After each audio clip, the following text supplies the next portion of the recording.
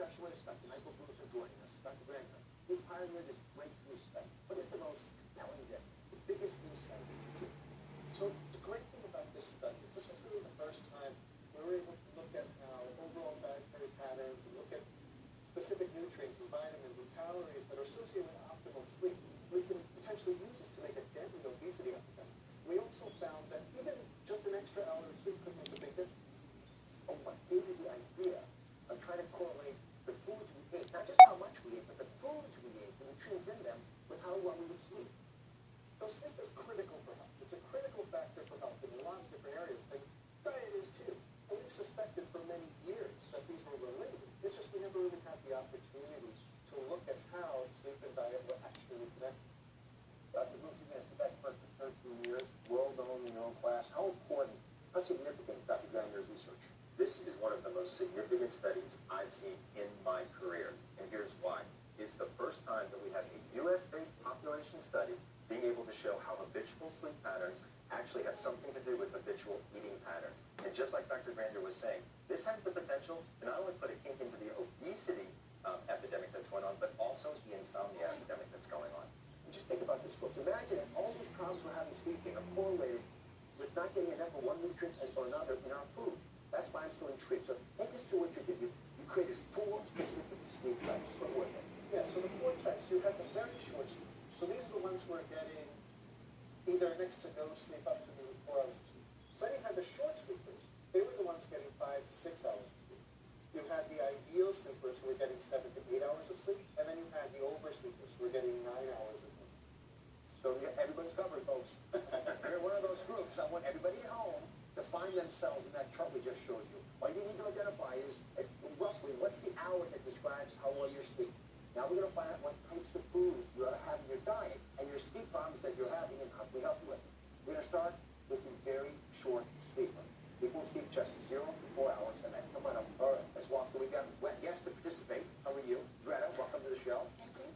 So Greta, my dear, Yes, sir. less than 5 hours a night is your amount of sleep you're reporting with us. Correct. What is keeping you up? Well, I think stress, and I care for my aging parents, and so worrying about them and making sure they're cared for before I go to work and make sure, I have everything covered because I'm a single parent as well. It's a lot of responsibility. Yes. What's a typical day like for you when you've only slept a few hours? Well, I get up, I fix breakfast for them, and then I make sure my son gets off to school, and then I go to work, and I work 10 hours a day, and then by the time I come home, I have to fix dinner, and so make sure everybody's, gone to bed, and make sure he's done his homework, and... I'm exhausted hearing it. I know. My goodness. You must be out of energy for most of the day. There's no way. Midday, my energy level does drop, and so... So, Dr. Grander, what did you learn about women like Greta in your study? You're getting a lot of women in this. So the very short sleepers, they consume the least variety of foods in their diet. They also drink less water, and they consume less foods that are rich in lycopene, which is an important antioxidant. Dr. Bruce, what types of diets should super short, very short sleepers be eating in order to avoid what Greta's suffering through? One of the things I like to start my day with is a glass of grapefruit juice, which has got a ton of lycopene in it, so that's certainly one thing that you want to consider, but also some of the fruits and vegetables that we have here. So we're looking at the yellow and orange and red fruits, so like peppers and watermelon can be very helpful. You better get eating. Good luck with the family. Thank The you. next sleep type is a short sleeper. Welcome. How are you? And the short sleeper, it's like a tongue twister. The short sleeper will sleep 5 or 6 hours. So what's a typical night like for you? How many hours you sleep? Usually 5 or 6. I go to sleep around 10:30, and then I'm awake about 4 o'clock in the morning, and my mind gets racing, and I can't go back to sleep. So you're waking early. Dr. Grander, what you learn about conditions like Andrea's 5 to 6 hour sleepers? So the 5 to 6 hour sleepers, the short sleepers, they're actually the ones who consume the most calories. Also, relative to those ideal sleepers, they consume less vitamin C and also less selenium, which is an important nutrient that helps regulate inflammation. Does that sound like you? It does. Very much so. So, Dr. Bruce, what would you prescribe for these sleepers? So when we're talking about people who are low in vitamin C, one of the things we like to think about is citrus. A citrus infuser is one of the easiest ways for you to get more citrus in your diet. All you do is you unscrew the bottom, place either orange, lime, lemon into the bottom right here, then you fill it up with water, and then it stays under there, and the pulp will actually stay there and infuse the water, and you're not kind of getting bored drinking just water time.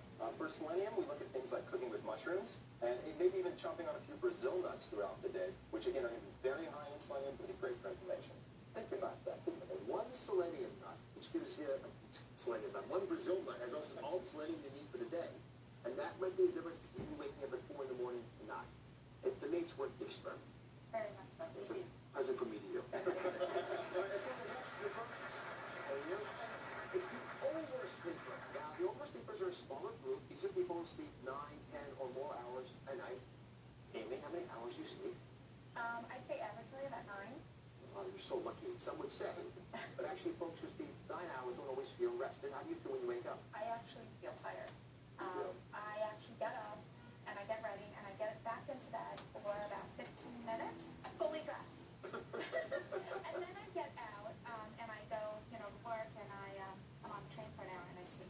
Oh my goodness. Dr. Grant, what did you find out about oversleepers? So this group, they consume less theobromine, which could function as a stimulant, and also less choline, which is an important nutrient for brain health. So these are two chemicals. They sound foreign to you, but they're in a lot of foods you eat, Dr. Bruce. What should oversleepers eat in order to address these concerns? So this is one of my favorite things I get to tell people is chocolate is a good thing here. Now, a lot of people oftentimes ask me, but chocolate has caffeine in it, and that counteracts some of the effects of sleep. There's not enough caffeine in this dark chocolate to do that. So I want you to eat an ounce of dark chocolate a day. That's great. I thought you'd like that. And as far as choline is concerned, you can find choline in eggs, turkey, even scallops. So trying to increase those in terms of protein and choline is going to be great for you. You are so lucky here. I am. Wait for the chocolate. Enjoy sleeping. All right, and the last type of sleeper, welcome. This is the ideal sleeper. The ideal sleeper. This is someone who sleeps 7 or 8 hours a night. That is our goal for everybody out there. Question is, can you all do what Jen is doing, which is to get those restful 7 to 8 hours? So let me ask you, what is the secret to doing that? What do you do day in and day out that allows you not to get up at 4 in the morning, not to have trouble falling asleep, but to truly get those 7 to 8 hours? I think what we do is try to handle our stressful situations, build and whatnot in the morning. And then my husband and I have 4 kids, and we put them down by 8:30, 9 o'clock, and then 9 to 10 is really our time to de-stress, relax. And then I'm upstairs in bed by 10:30 reading, so. Dr. Grantner, when you've dealt with these very happy participants in the trial, what do they do in terms of what they're eating that the rest of the folks don't? So this is the group that has the least likely of developing a number of different chronic diseases. So they're the most healthy. And we found that in their diet too. Okay, so here's the reality. The brain requires diverse nutrients and enough hydration to sleep normally. But if you do those things, it rewards you by not insisting that you eat more food. That is the goal of following through on these ideas. Okay, forget genetics. Get rid of them. Don't think about them. Your sleep type may be putting you actually at more risk for obesity, stroke, even a heart attack. What you need to watch out for, that is next.